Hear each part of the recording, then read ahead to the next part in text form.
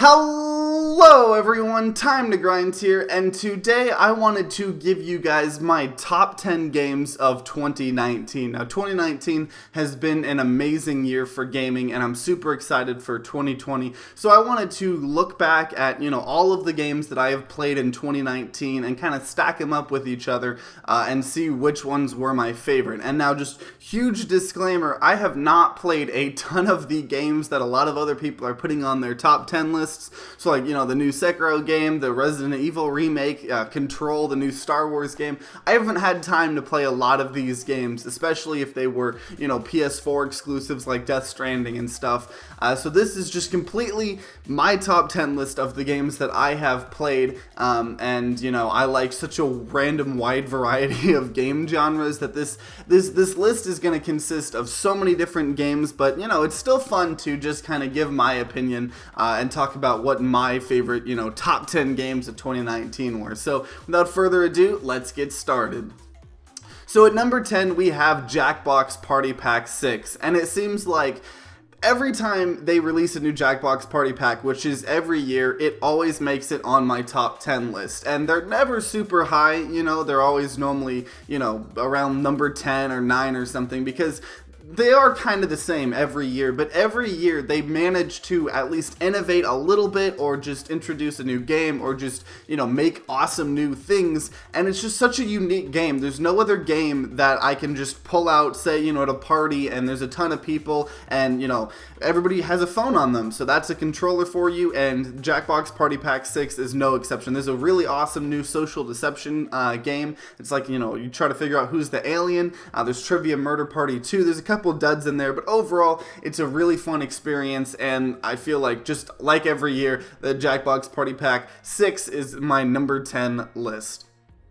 Number 9 is Baba Is You, and I actually have not played this game as much as I really want to, but I have a decent amount of time, and it is just so unique. It is a puzzle game that is like a coding puzzle game, so, you have all of these kind of statements, like coding statements, in the level, and you can rearrange the whole statements to change completely different things. So, originally Baba Is You, but you could say, Baba is Wall, and turn yourself into a wall, and then, kind of like soft lock the game and you got to reset. But you can kind of change complete rules and aspects of the game to complete the level, and most levels have different ways to beat them, and it really makes you think. And I almost went into coding back in the day, so I kind of appreciate where this game is going for, and it's cute and it's adorable, and it's really hard once you get later in the game. I don't know if I'm just stupid or it gets hard, but either way, it is insanely fun, and it is my number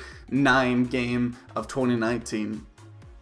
At number 8, we have Kind Words, or Lo-Fi Chill Beats to Write To, and I previously made a video on this, and it is kind of less of a game, more of an experience. It definitely is, it utilizes the game medium to do something completely different than no other games do. And in it, you pretty much just write nice letters to other people. You listen, you read people's letters, what's concerning them, what's worrying them, what's stressing them out, what's making them depressed, and you can just respond back and give advice, and you can send just overall notes to everybody for motivation, and you can collect stickers and stuff, all while listening to Lo-Fi Chill Beats. And it's pretty fun, and the main reason it's on my list is because I really love games that use the game medium to do something completely different. That's why I loved Undertale. Undertale is a really good game, and it is a game, but it does something that no other game does, and it really, kind of transforms the media, and I think that's what Kind Words does. And even though I haven't spent too much time in it, I think it is awesome, and I love it, and it's the type of game that could be in a game museum, you know what I mean? So for those reasons, Kind Words is number 8 on my list. Now, number 7 on my list is the only VR game, mainly because I actually have not played a lot of VR this year. If I had, probably, Trover Saves the Universe. I know that was a real good game. We have Boneworks that just came out. But Vacation Simulator was one of the very few VR games that I played this year, and I just really loved it. Now, Vacation Simulator is made by the people that made, one of the very first VR games that were popular. It was Job Simulator, and it's really fun in VR. for some reason I'm real skittish in VR and I can't play like horror games. Screw all that stuff, get it away from me. I want some relaxing vacation simulator because it's such a polished game and it's just fun to do all these different activities and these puzzles and collect these things and stuff, and there's a lot of content in this actually. Job Simulator, I kind of actually like finished all the content and then was like, dang, I still want to play this game but there's no more content. Vacation Simulator, by the time I stopped playing, there's still so much left to do. So it's just this fun, bright, awesome VR experience that is honestly for everybody, and if you enjoyed Job Simulator or anything like that, you will love Vacation Simulator. So that is why it is number 7 on my list.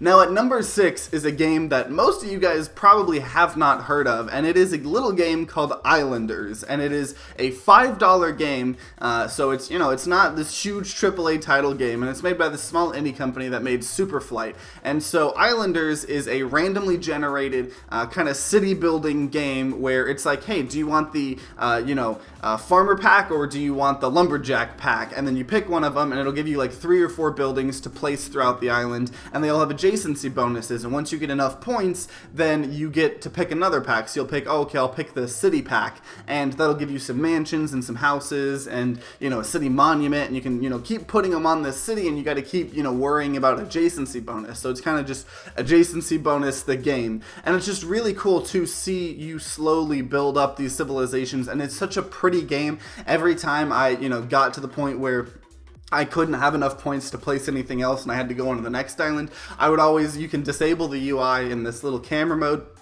take some screenshots because I really like it, and then once I was done I named all my little villages, different quirky names.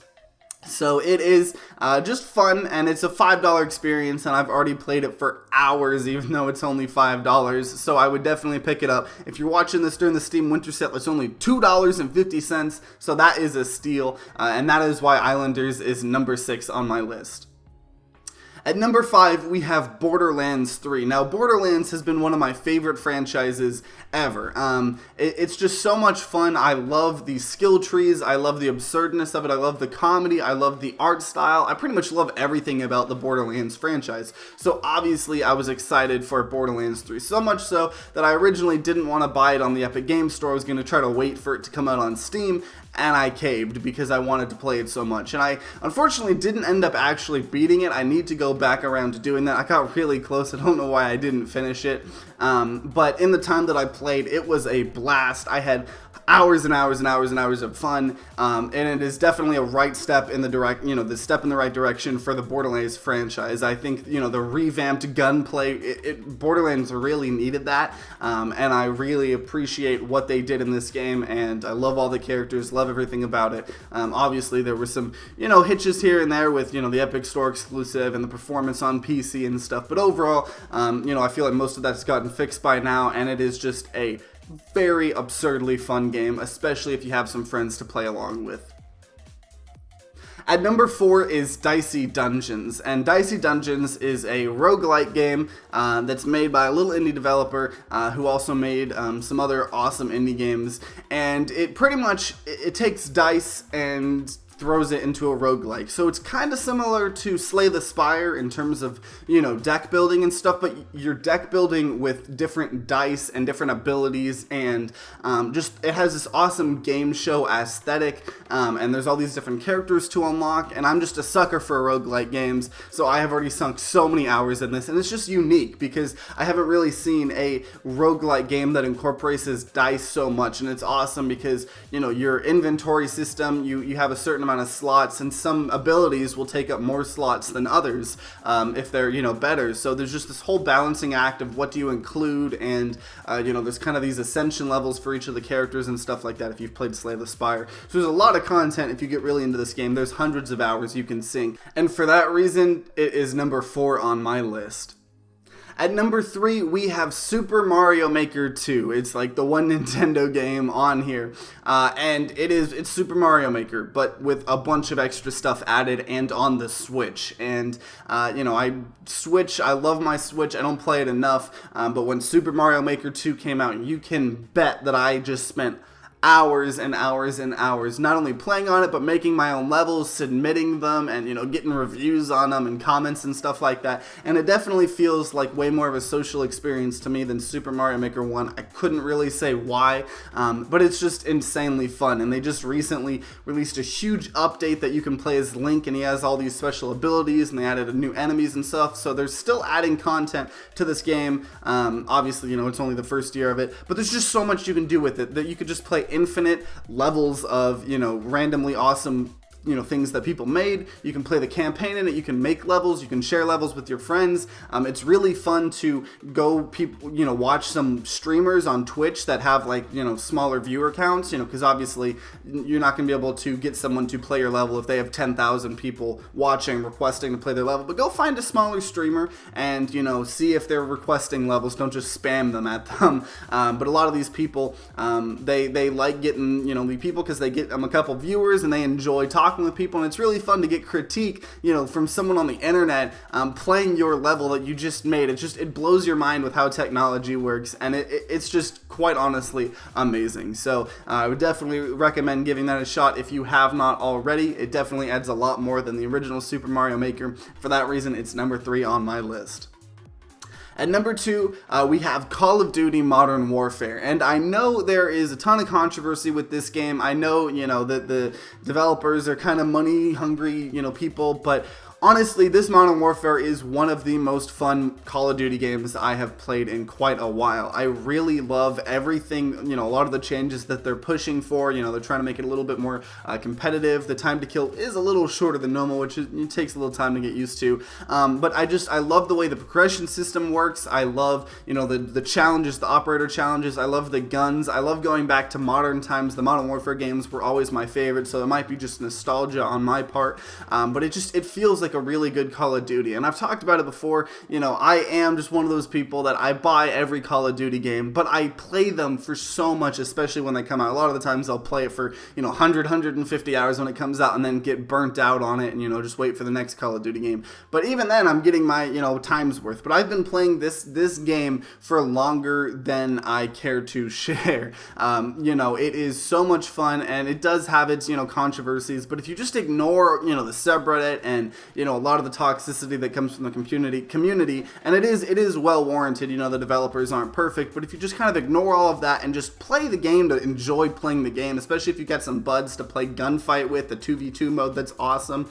The campaign is really good in this game. So, you know, last Call of Duty, we didn't even have a campaign. Now we have an amazing campaign, and it's just a really enjoyable game. And, you know, a lot of people give it shit, but I'm going to go ahead and put it at number 2 on my list just based on how much I've enjoyed it and how many hours I have sunk into it. And at number 1 on my list, it's a slight cheating technically, but I'm going to allow it, is the Halo Master Chief Collection, and in particular Halo Reach. And the reason I'm counting this is because I'm mainly a PC gamer, and it came out this year on PC. So up until this year, there was no legit official way to play Halo Reach. And on top of that, you know, in the next couple, you know, months, we're going to be getting Halo 1, and then Halo 2, and then Halo 3, and then Halo 3 ODST, then Halo 4.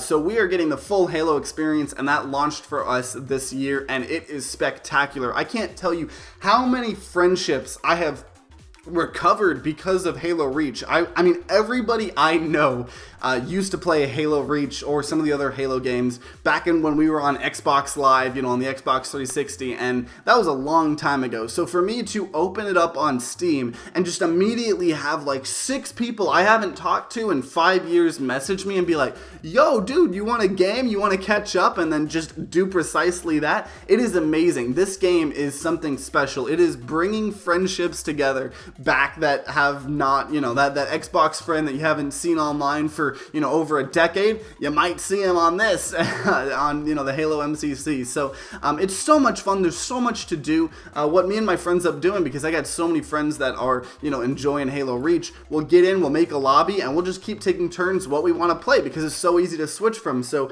you know, a lot of times my girlfriend will want to play Invasion, so we will go play a game of Invasion, and then we'll, you know, my friend will want to play Infected, so then we'll switch to Infected. Then I'll want to play, you know, some hardcore just, you know, SWAT or snipers or something. something, we'll go play that. We just keep switching, and there's just so much stuff to do in that game. You got the Forge Worlds, you got the campaign, you got Firefight, you got Invasion, you got all the game modes, you got Griffball. It's just, there's so much to do in this game, and it's the first time us PC gamers have been able to experience it. And I know that there's a couple issues, some people with audio issues, some people with frame rate issues, but as someone that is a frame rate snob and I have, 144 hertz monitor, I can tell it's not, running as well as, say, like Modern Warfare would. There's definitely something behind the scenes that's being a little iffy, but, as snobby as I am of myself, I can tolerate it. Maybe because the game is just so much fun, but that is my top 10 lists. And once again, I just want to clarify, I have not played most of the games a lot of other people are, classifying as their top 10 games, like Sekiro, Resident Evil, Control, Star Wars, like I was saying.